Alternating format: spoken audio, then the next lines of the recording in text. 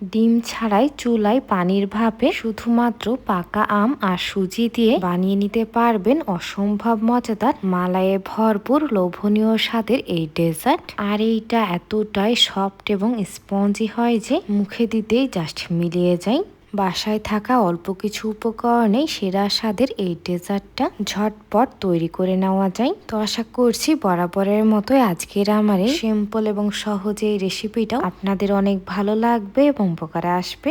তো আসসালামু আলাইকুম এভরিওয়ান, সবাইকে স্বাগতম জানাচ্ছি রেসিপিজ বাই স্নেহজ মম চ্যানেলে। আশা করছি সকলেই ভালো আছেন এবং সুস্থ আছেন। শোয়ার কথা না বাড়িয়ে চলে যাচ্ছি এবারের মেকিং প্রসেসিংয়ে। আচ্ছা, তো এখানে এবার আমি মাঝারির সাইজে 2টা পাকা আম নিয়ে নিয়েছি।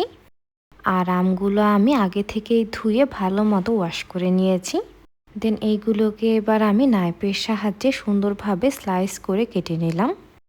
দেন এবার একটি স্পুনের সাহায্যে ম্যাঙ্গো পাল্পটা আমি সুন্দরভাবে আলাদা করে নিচ্ছি। আর আপনারা এইখানে যথেষ্ট পরিমাণ পাকা আর মিষ্টি আমটা ইউজ করার চেষ্টা করবেন, তাহলে এই ডেজার্টটা খেতে অনেক বেশি মজার হবে। তো এর মাঝে আমি ম্যাঙ্গো পাল্পটা সম্পূর্ণটাই আলাদা করে নিলাম। দেন বোলটা এবার একটা সাইডে রেখে দিচ্ছি। এখন এইখানে এবার আমি একটি ব্লেন্ডারের জাগ নিয়ে নিলাম। আর কেটে রাখা আমগুলো এবার সম্পূর্ণটা এর মধ্যে ট্রান্সফার করে নিলাম। দেন এইটাকে এবার একেবারে স্মুথলি ব্লেন্ড করে নিয়েছি। আর আপনারাও এটা ঠিক এইরকমভাবে করেই ভালো মতো ব্লেন্ড করে নেবেন। তো এবার আমি এইখানে একটি মিক্সিং বোল নিয়ে নিলাম। এখন এবারে এইখানে নিয়ে নিচ্ছি প্রায় 1 কাপ পরিমাণ সুজি। আর বাজারের কেনা প্যাকেটের সুজিটাই আমি এইখানে ব্যবহার করছি। সাথে ব্যবহার করছি প্রায় 1/3 কাপ পরিমাণ চিনি। তবে চাইলে আপনারা এটা নিজেদের টেস্ট অনুযায়ী বাড়িয়ে অথবা কমিয়ে অ্যাডজাস্ট করে ইউজ করতে পারবেন। এখন আগে থেকেই ব্লেন্ড করে রাখা ম্যাঙ্গো পাল্পটা সামান্য পরিমাণ অবশিষ্ট রেখে সম্পূর্ণটা এর মধ্যে ঢেলে দিলাম। এখন এর মধ্যে দিয়ে দিলাম প্রায় 1/2 কাপ পরিমাণ আটা। তবে চাইলে এর পরিবর্তে ময়দা ব্যবহার করা যাবে। তো এখানে এবার আমি দিয়ে দিলাম প্রায় 3 টেবিল চামচ পরিমাণ গুঁড়া দুধ। সাথে ব্যবহার করেছি প্রায় 1/3 কাপ পরিমাণ সাদা তেল। আর এইখানে আমি রাইস ব্র্যান অয়েলটা ব্যবহার করেছি, তবে আপনারা চাইলে পছন্দ মতো যে কোনো সাদা তেল ইউজ করতে পারবেন। এখন এবার এই সবগুলো উপকরণ একটি হ্যান্ডউইচের সাহায্যে ভালো মতো মিশিয়ে নিলাম। দেন এইখানে এবার নিয়ে নিয়েছি প্রায় 1 কাপ পরিমাণ পানি। তবে পানিটা আমি একবারেই সম্পূর্ণটা দিয়ে দিচ্ছি না, অল্প অল্প করে দিয়ে ভালো মতো মিশিয়ে নিতে হবে। আর এইখানে আমি 1/2 কাপের কিছুটা বেশি পরিমাণ পানি ব্যবহার করেছি। তো এটা এবার অলমোস্ট প্রায় 2 থেকে 3 মিনিটের মতো ভালো মতো ফেটিয়ে নিতে হবে, যাতে করে চিনিটা সম্পূর্ণভাবে ভালো মতো মেল্ট হয়ে যায়। আর এইটা যত বেশি ভালো মতো ফেটিয়ে নেবেন, কেকটা খেতে কিন্তু ততটাই বেশি সফট এবং স্পঞ্জি হবে। তো এর মাঝে এটা এবার আমার একদম পারফেক্টলি ফেটিয়ে নেওয়া হয়ে গেছে। এখন সুজিটা এবার সম্পূর্ণভাবে নরম হয়ে আসার জন্য এইটাকে এবার ঢাকনা লাগিয়ে রেস্টে রেখে দিচ্ছি প্রায় 15 মিনিটের জন্য। ফিরে আসলাম এবার আমি ঠিক 15 মিনিট পর। আর এর মাঝে এই ব্যাটারটা কিন্তু এবার একদম পারফেক্টলি রেডি। এখন এইখানে এবার আমি দিয়ে দিচ্ছি প্রায় 1.5 চা চামচ পরিমাণ বেকিং পাউডার। তো সেমি স্পুন দিয়ে মেপে এটা আমি 2 বারে দিয়ে নিলাম আর কি।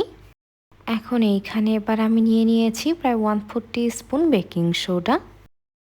তো এইটা এবার আমি আবারও হ্যান্ডউইচের সাহায্যে ভালো মতো ফেটিয়ে নিচ্ছি।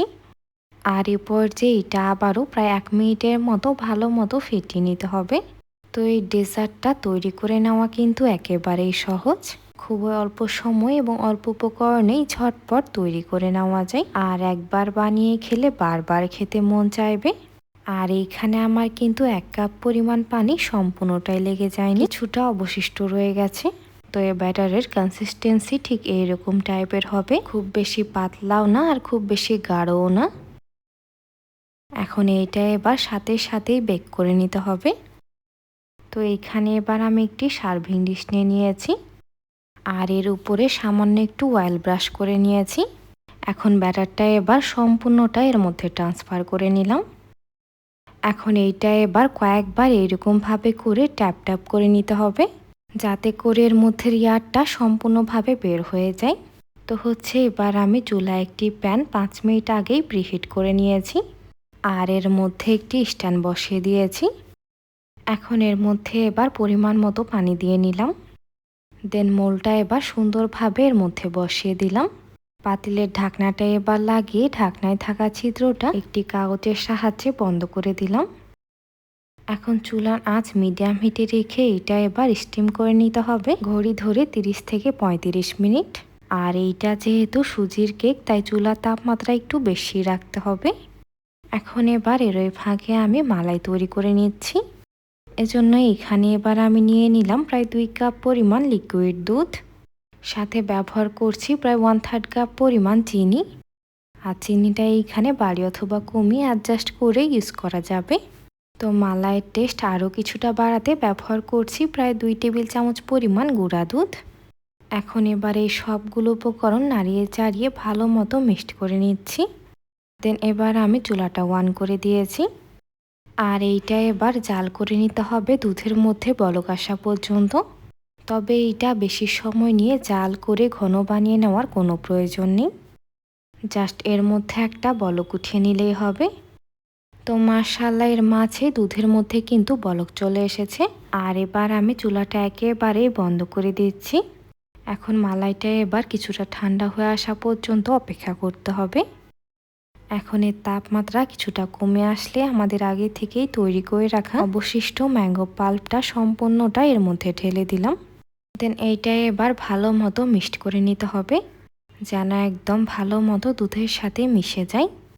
চাইলে এই কাজটা হ্যান্ডউইশের সাহায্যে করে নিতে পারবেন, তাহলে এটা অল্প সময়ের মধ্যেই দ্রুত মিশে যাবে। এখন এইটা এবার আমি ফ্রিজে রেখে মালাইটা ঠান্ডা করে নিচ্ছি। তো ফিরে আসলাম এবার আমি ঠিক 35 মিনিট পর। আর এর মাঝে কেকটা এবার একদম পারফেক্টলি রেডি। একটি টুথপিকের সাহায্যে চেক করে দেখে নিলাম আর এটা কিন্তু একেবারেই ক্লিন এসেছে। তো কেকটা এবার আমি চুলা থেকে নামিয়ে কিছুটা ঠান্ডা করে নিয়েছি। এখন এইটা এবার সুন্দরভাবে ডিমোল্ড করে নিচ্ছি। তবে এই কাজটা একটু সাবধানতার সাথে করে নিতে হবে যাতে করে কেকটা কোনোভাবে ভেঙে না যায়। তো মাশাআল্লাহ কেকটা কতটা স্পঞ্জি হয়েছে আশা করি আপনারা দেখে নিশ্চয়ই বুঝে নিয়েছেন। তো এটা এবার আমি ছোট ছোট এরকমভাবে স্লাইস করে কেটে নিলাম। তবে আপনারা চাইলে পছন্দ মতো যে কোনোভাবেই কেটে নিতে পারবেন। তো এখন আমাদের আগে থেকেই তৈরি করে রাখা মালাইটা এবার সম্পূর্ণটাই কেকের মধ্যে ঢেলে দিলাম। আর এর মাঝেই তৈরি হয়ে গেল অসম্ভব মজাদার এবং লোভনীয় স্বাদের পাকা আমের মালাই কেক।